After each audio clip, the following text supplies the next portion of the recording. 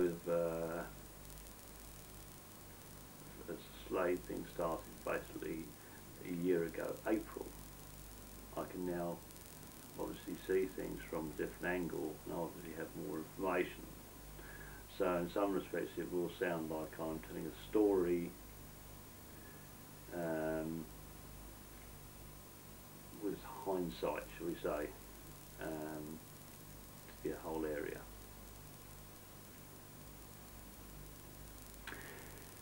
Anyway, we will start on April last year concerning Mark Lucian Slade.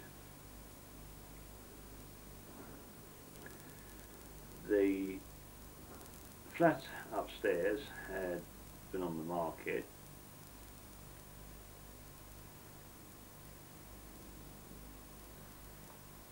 for nearly 10 years by Mr. Tagg.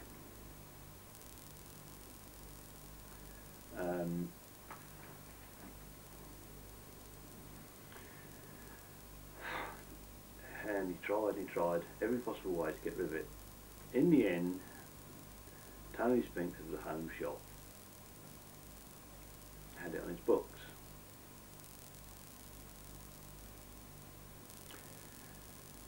Right. Anyway, events start. I'm out in the back garden and I see a car pull up out on the main road, and two what I call dubious type characters got out and started marching across the green towards me. And the blonde one, who called himself Sulk, and the other chap with him was his partner Danny Smith, which isn't his real name, and Mr. Sulk's real name is actually Mark Lucian Slade. He starts off by saying, I bought the flat upstairs, and he wanted to know about the charges, he wanted to know this, that and the other, and it was all very aggressive. And I said to him, I said, well, have you got any questions you want to ask? I said, you go and ask my sister. Oh, he said, I phoned your sister, and he basically told me to piss off. I said, well, that's what I'm telling you today. Anyway, off they went. Checking with my sister, I found he'd had a telephone call from this Mr. Sulk, who demanded questions to what the charges and my charges were on the property, etc, etc, etc. And basically got a flea in his ear. He told, put it in writing, send it to me and I'll discuss it.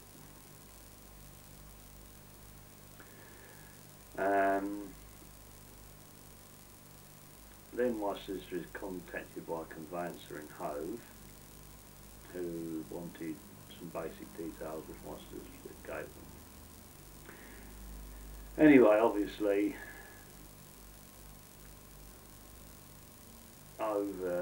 after 10 years of harassment by the people before, it didn't take long to start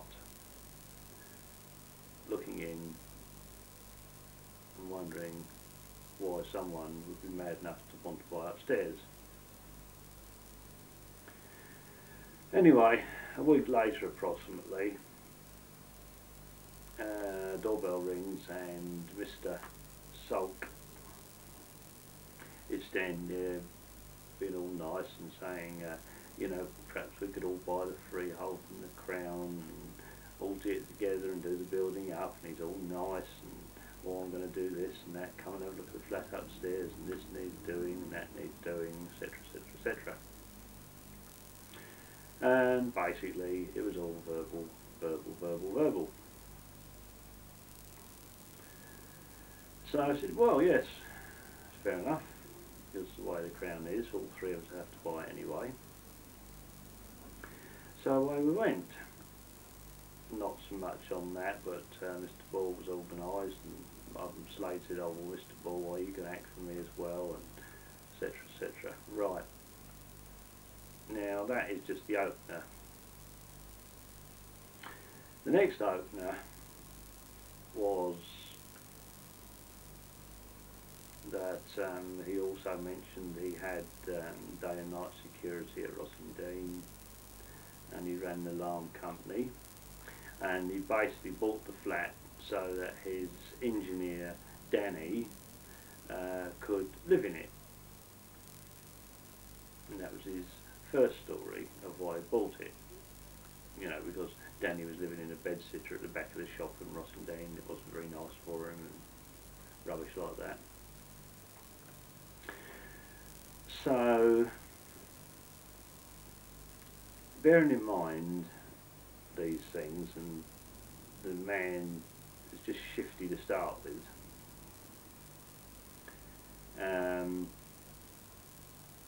I went down to the shop, and anyway there was a couple of his so-called employees there, plus an estate agent from next door walked in, and Slade's giving him a load of verbal about how he just bought, you know, half a dozen cottages in Wales and he's letting them out, and he's bought this, and how he's made £50,000 this morning, and rabbit.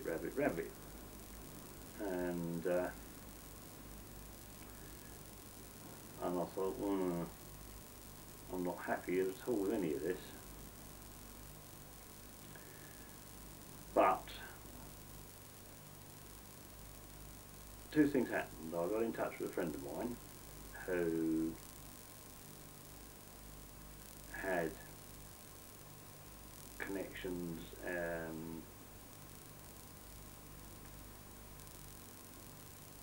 shall we say, in the area of private detectives, etc.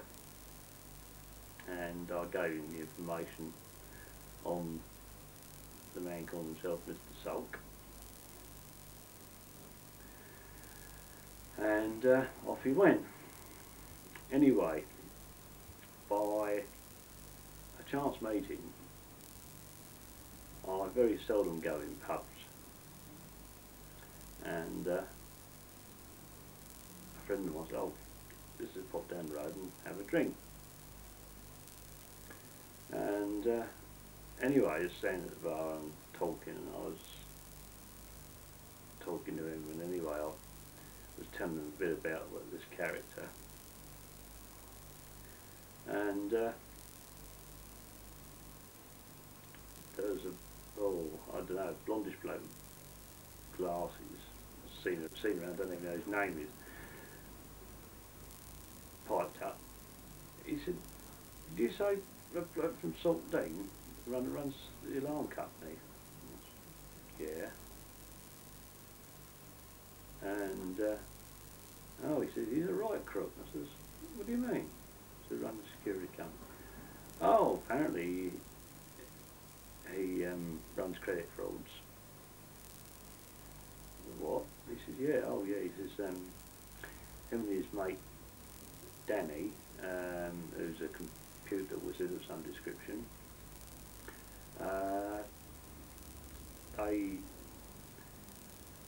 set up, usually get an address, set up with a foreign sounding name, get in a load of goods, and then basically disappear. Or when the people come after money, they say, "Well, you know, Mr. Radovich or wherever from Hungary has disappeared out of the country and gone away," and credit companies don't follow them up. So